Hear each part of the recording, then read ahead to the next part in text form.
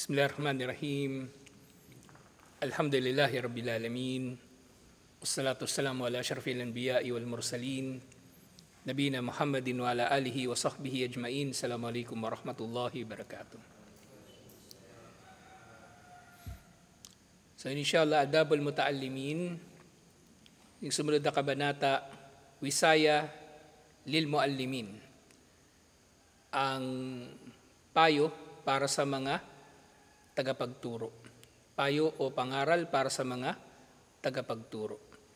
So napakahalaga nga nitong chapter na ito dahil katulad doon sa mga nauna ko nang nababanggit.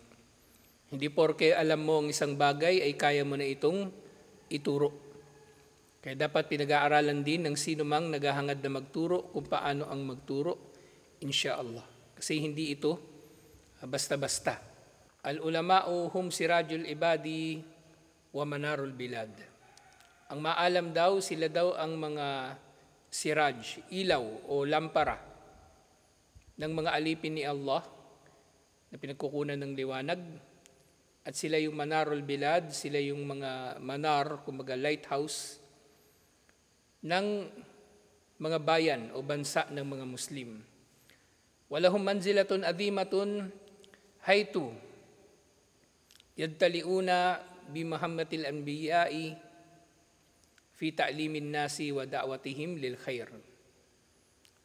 Ang antas ng ulama ng maalam ay nasa antas na mataas na sila nga ay ang mga nagpatuloy sa misyon o gawain ng mga propeta sa pagtuturo sa mga tao at pag-aanyaya sa kanila patungo sa kabutihan. So dito, bagaman ang title nitong chapter nito ay Wisaya lil Muallimin, pangaral para sa mga tagapagturo. Siyempre, para sa mga nag-aaral, ay mainam din ang chapter dito kasi makikilala natin o malalaman ang antas ng mga tagapagturo at mapahahalagahan natin sila. Mapahalagahan natin sila. Kasi importante, sa bawat samahan ng mga tao ang kaayusan. Kaayusan, ibig sabihin ng lahat ng tao ay nailalagay sa kanilang tamang pwesto at naibibigay sa kanila ang ibayong paggalang anuman ang kalagayan nila sa lipunan. Tagapagturo man sila, estudyante, pinuno, tagasunod, marapat na mailalagay ang mga tao sa dapat nilang mga kalalagyan at ibibigay sa kanila ang marapat na parangal sa kanila. Kasi kung halimbawang hindi mailalagay ang tao sa pwesto na kung saan sila pinakamahusay, magulo. Diba, lahat ng tao gustong mamuno, wala naman sa kanila yung marunong mamuno. So dapat yun yung titingnan talaga ng tao. Kung matapat yung tao sa kanyang sarili, hindi niya ipagpipilitan ang mga bagay na wala naman siyang skill doon. Bawa ako, wala akong skill magmotor, hindi ko pinagpipilitan yun. Ngayon, yung tao, halimbawa, titingnan niya yung sarili niya, wala siyang skill doon. Huwag niyang kukunin yung anumang pananagutan sa mga bagay na wala naman siyang skill doon. Kasi mapapahamak lang ang sarili niya at ang iba. So ganito yung isa sa mga pundasyon ng matagumpay na mga lipunan. Yun na ilalagay ang mga tao sa tama nilang kalalagyan, inshallah. Ang problema, ang mga tao nag-aagawan sa pamumuno. Kasi hinahangad nila sa pamumuno yung paghahari, hinahangad nila sa pamumuno yung prestige, yung mga karapatan nito at pribilehiyo. Pero hindi nila nare-realize, bandang huli may kasama itong mga pananagutan at maaring pagsisisihan niya ang mga pananagutan na ito. So wag na lang. Gayun din sa pagtuturo.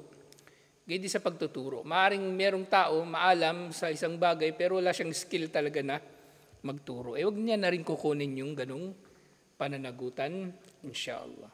Pero ganun pa man, syempre, bandang huli, kay Allah naman tayo tatanggap ng gantimpala. Sa yung tao, maging pinuno man o hindi, maging tagapagturo man o hindi, dun siya, hanapin niya ang kanyang lugar sa ilalim ng araw, inshallah, kung saan siya magiging pinaka-kapaki-pakinabang. Kaya palagi kong nababanggit sa inyo, kasi isa sa na-realize ko sa mga sahaba, nandun sila sa lugar na kung saan sila magaling, kung saan sila mahusay. At wala silang pakialam Kung nasa ilalim man sila ng taong ganito, tagasunod lang sila ng taong ganito. Yung nga, di ba? Ang mga pangunahin sa mga sahaba, naging tagasunod lang ni Khalid bin al-Walid. Pero wala naman nagre-reklamo sa kanila. Ang mga sahaba sumama sa mga sundalo ni Osama bin Zaid. Di ba pagkamatay ni Propeta Muhammad sallallahu alaihi wasallam, pinadala sila, papabalikin sila ng Mu'tah sa pamumuno ni Osama bin Zaid na sa panahon na yon 18 years old lang. Pero nandun yung mga sahaba na sa ilalim niya. Maaring nga si Khalid bin al-Walid, nandun din kasama niya sa ilalim niya. Pero walang reklamo ang mga tao kasi nandun sila sa lugar ng kanilang dapat nakalalagyan at nare-realize nila na anuman ang kanilang lugar, magagantimpalaan sila ni Allah, insha'Allah. Ang magagantimpalaan lahat, hindi lang yung pinuno, hindi lang yung nagtuturo, hindi lang yung sikat, hindi lang yung may mataas na posisyon, at iba pang inaakala ng mga tao na naroon ang karangalan. Ang pinakamarangal sa atin, sa paningin ni Allah, ang pinakamay takot sa Kanya, insyaAllah. Hindi natin kailangan mag-agawan sa mga posisyon, insyaAllah.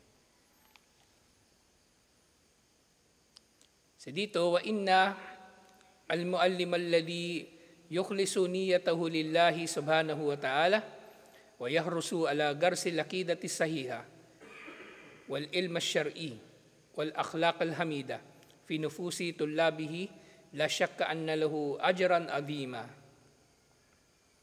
Tunay na ang tagapagturo na may ikhlas sa kanyang layunin para kay Allah subhanahu wa ta'ala at siya ay nagsisikap sa pagtatanim sa mga tao ng tamang akida at kaalaman sa Islam, gayon din ang mga kapuri-puring mga ugali sa katauhan ng kanyang mga estudyante, walang duda na sila ay magkakamit ng malaking gantimpala.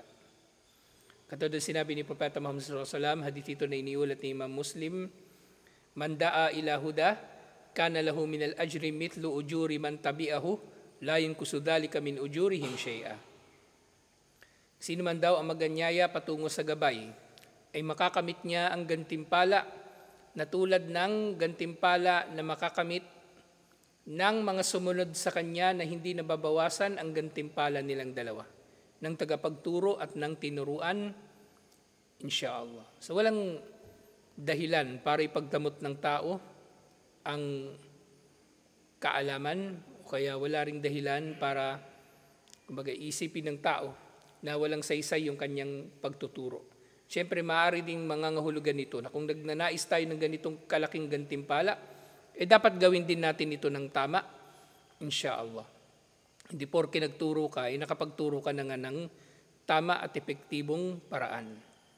Kasi nga, di ba, yung tagapagturo, maaring hindi natututo sa kanyang estudyante, hindi dahil sa mahina yung estudyante. Hindi lang siya talaga nakakapagturo ng maayos. Hindi lang siya nakapagturo talaga ng maayos kasi kinuha niya yung posisyon na wala naman talaga siyang skill doon. Alhamdulillah na meron namang paraan sana. Kung mag-aaral siya na kung paano magturo, maaring malalaman niya ito. Pero kung hindi nga siya nag-aaral, basta turo lang na siya ng turo, bara-bara, walang may kita mo na walang baraka yung kanyang pagtuturo kapag may mga tao o maraming o lahat ng mga tinuturuan niya halos ay walang natututo. Siyempre depende rin sa estudyante. May mga estudyante maporma lang, kala mo matalino. Parang kambal, kala mo matalino yan pero wala, sablay. Yung problema sa kanila una, hindi sila hindi sila lumaki ng tama. Baga, hindi sila marunong makipagkapwa-tao. Hindi naturuan Walang magulang. Meron nga magulang pero parang ulila naman. Hindi sila marunong makipagkapwa-tao. So dapat yung tao ay matututo ng bagay na ganun. Muslim man o hindi Muslim, dapat marunong makipagkapwa-tao, insyaAllah. Fama'adama ajral muallimina as-sadiqina alladhina yanaluna min al-ajri mithlu ujuri tullabihim yatabi'una ma arsyaduhum ilayhi min sunanin wa adabi syar'iyyati na Napakalaki nga ng gantimpala na makakamit ng tagapagturo na dalisay ang kanyang layunin para kay Allah. Na sila ay magkakamit ng gantimpala na katulad ng gantimpala na makakamit ng kanyang mga estudyante. Kapag isinabuhay nila ang mga itinuro niya sa kanila. So dito, ang sinasabi rito, kung meron kang isang estudyante, makukuha mo yung reward nun. Kung dalawa sila, edi doble. Kung tatlo sila, edi mas marami. Etong tatlo na ito, nagturo rin. So pati yung mga tinuruan nila, magkakamit din sila ng reward dun, di ba? Ngayon yung reward na makukuha nila, ganun din, makukuha mo rin, inshallah. Kaya nga sa araw ng paghuhukom, mas malaki talaga ang gantimpala na makakamit ng mga sahaba kaysa sa sino man sa atin. Dahil yung gantimpala na nakakamit natin ay makakamit din ng mga nagturo sa atin at makakamit din siyempre kung saan ba nanggaling ang mga turo na ito. Kay Propeta Muhammad sallallahu alaihi wasallam at sa kanyang mga kasama, radiyallahu anhum. So merong hadith, iniulat ito ni Ibn Abi Shaybah. Man allama ilman falahu ajrun man amila bihi la yanqusu min ajril amil. As Ibn Majah pala nagulat nito.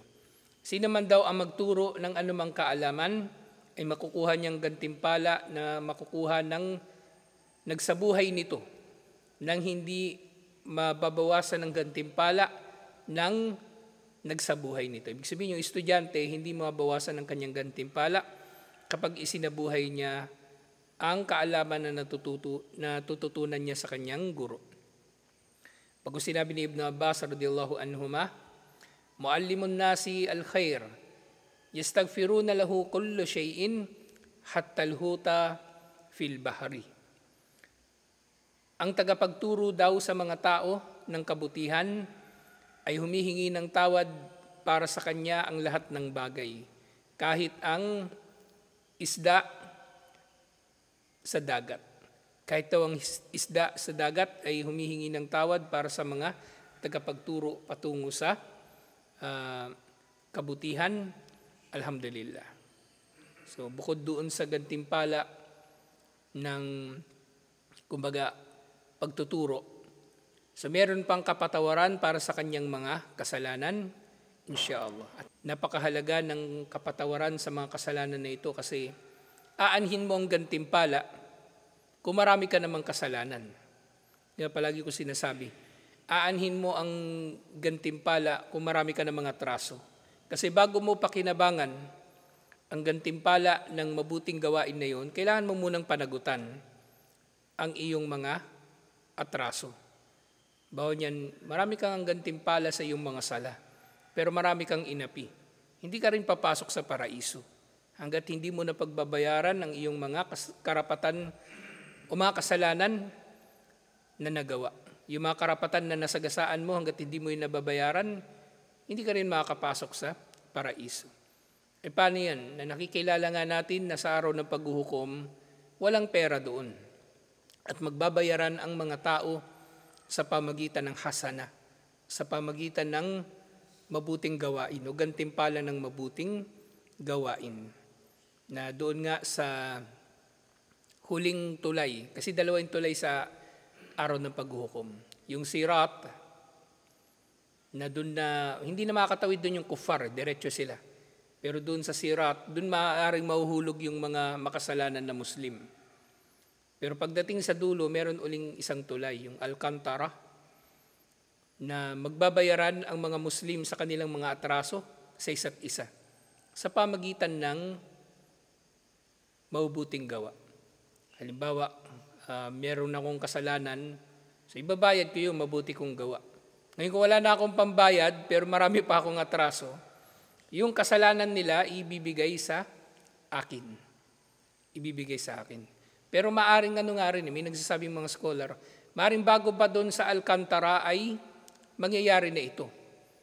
Kasi maaring mangyari na meron ng tao na kulang yung kanyang hasana na pambayad sa kanyang mga atraso. Ganun din, maaring doon sa araw ng paghuhukom parurusahan na siya. So doon sa Alcantara kasi, mangyayari doon, yun yung huling stage Paraiso na yung kabila nun Kumbaga magbabayaran na lang yung mga mananampalataya o magpapatawaran sila, saka sila papasok sa paraiso. Dahil walang papasok sa paraiso, liban na lang sa dalisay. Pero ito nga yung tinutukoy ko na pagbabayaran sa pamagitan ng hasana. Kung kulang ang iyong pambayad, tapos napunta pa sa iyo yung kasalanan ng mga tao na meron kang atraso sa kanila, yung mga mananampalataya na meron kang atraso sa kanila, mananatili ka talaga doon sa parusa. Either doon sa araw ng paghuhukom, meron ka ng parusa, o itatapon ka talaga sa impyerno.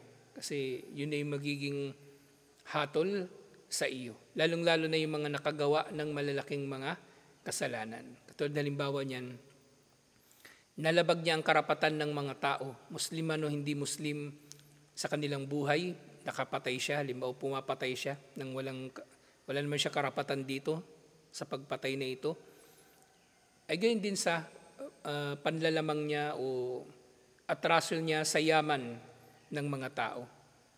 Actually, pagdating sa pananagutan sa yaman, hindi lang ito yung yung nagnakaw o nandugas. Hindi lang yun ang tutuusin. Pati yung mga pera na ipinagkatiwala sa iyo at hindi mo napangalagaan ng pera na ito, pananagutan din yun.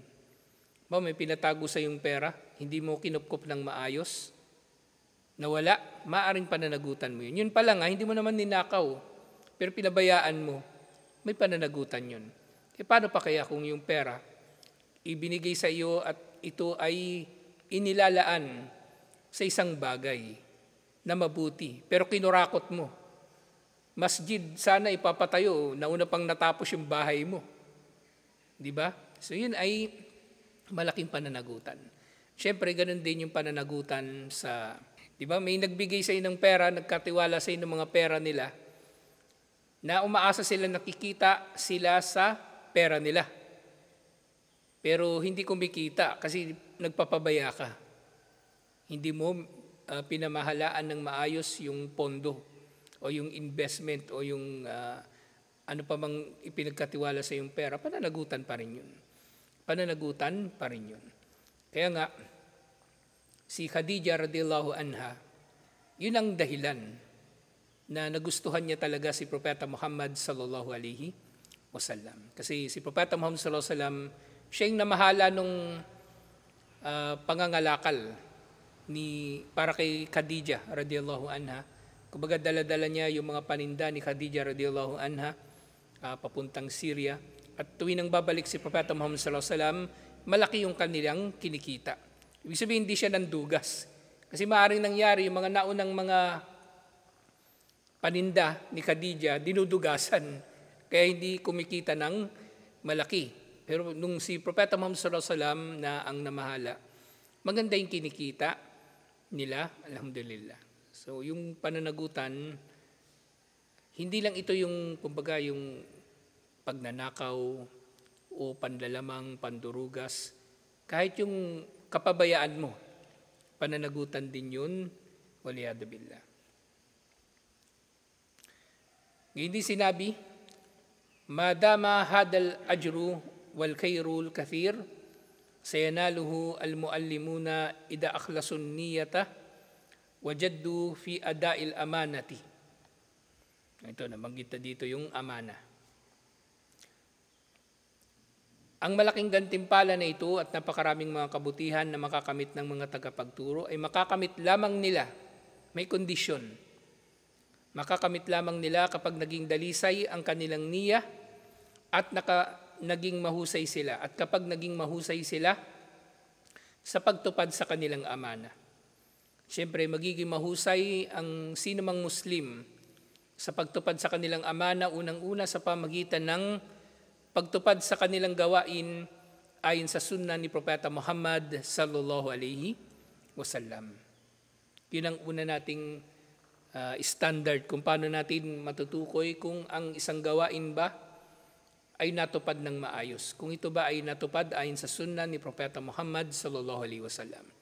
Sa negosyo halimbawa, ang pangunahin nating key performance indicator, hindi lang tubo.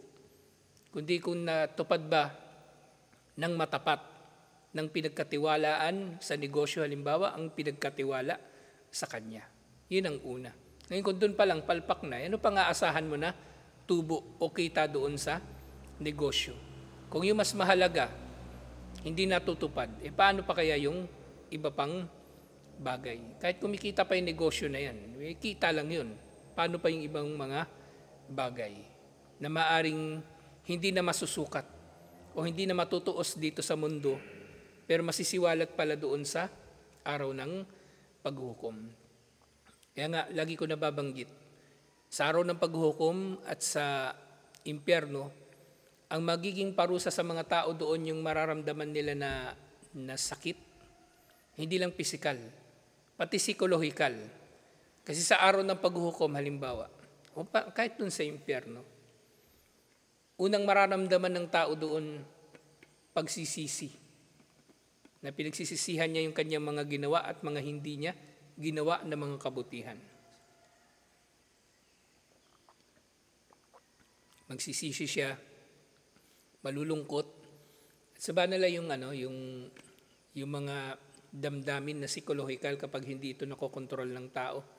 Halimbawa, kalungkutan, magdudulot ito ng matinding pinsala sa kanya. Meron tinatawag na mga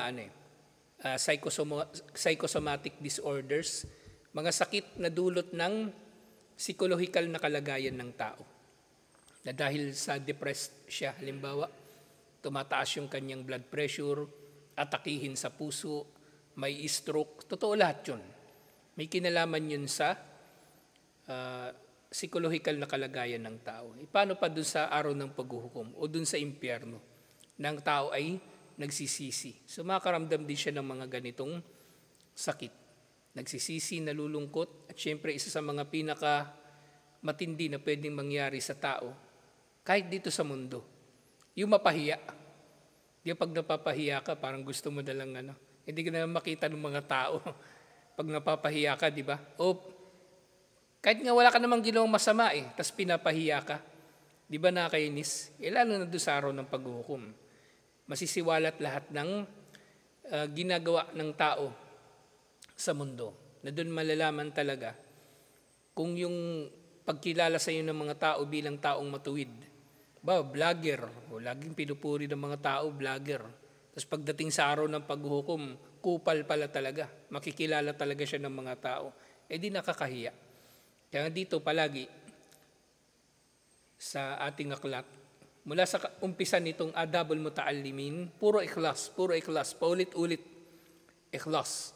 At ngayon syempre binibigyang diin para sa tagapagturo, gawin niya ang kanyang pagtuturo ayon sa paraan na mahusay. At syempre, ibig sabihin nun, gawin ito ayon sa sunna ni Propeta Muhammad sallallahu alaihi wasallam at gawin ito ayon sa kung ano ang pinaka hinihiling ng pagkakataon, insyaallah. Ay nga sinabi, fa inni uhibbu an uhammisu fi adanil muallimina wal muallimat bi ba'dil wisaya. Kaya gusto daw niya, sabi ni Sheikh, na ibulong sa tenga ng mga tagapagturo ang ilan sa mga payo. So ito rin kanyang unang payo. An yabda'u durusahum bihamdillahi ta'ala wa thina'i alayhi. Sa pinakamainam daw, unang-una, ng pagtuturo ay simulan sa pamagitan ng pagpuri kay Allah. At ganito talaga nagturo ang mga maalam, alhamdulillah. Meron silang mukaddima. Meron palaging mukaddima. Kahit ito ay khutbah. Ang khutbah ay nagsisimula sa innalhamdulillah. Ang lecture nagsisimula, ganun din. Alhamdulillah. Ang sala, ganun din, nagsisimula, alhamdulillahi rabbil alamin. So, pinakamainam na sisimulan ang mga bagay na ito sa pagpuri kay Allah. Sumunod, wassalatu wassalamu ala rasulihi wa alihi wa sahbihi ajmain. Mananalangin tayo ng pagpapala at biyaya para sa sugo ni Allah at sa kanyang pamilya at sa kanyang mga kasama, lahat-lahat. Bakit? Liyakuna majlisahum min majalis dhikri allati yudhkaru fiha ismullahi. Nang sa gayon, ang pagtitipon daw na ito inshallah ay maging pagtitipon ng pag-aalaala na inaalala dito o binabanggit dito palagi ang pangalan ni Allah. Wa yusalla fiha ala rasuli. At palagi ang binabanggit dito ang pagpuri at paghiling ng pagpapala kay Propeta Muhammad sallallahu alaihi wasallam.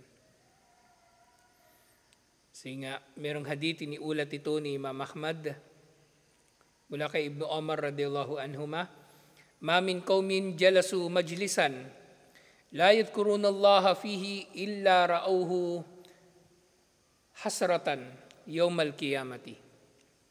Sinabi ni Propeta Muhammad sallallahu alaihi wasallam, walang sino mang mga tao ang nagtitipon sa isang pagtitipon nang hindi nila binabanggit si Allah, liban na lamang na pagsisisihan nila ito sa araw ng paghuhukom. Liban na lang na pagsisisihan nila ito sa araw ng paghuhukom. Kaya nga, kung ang Muslim, nasanay na siya na kausap niya mga Muslim at ang pinag-uusapan nila lagi mga bagay na may katuturan, nakainis na kausap yung kuppar eh.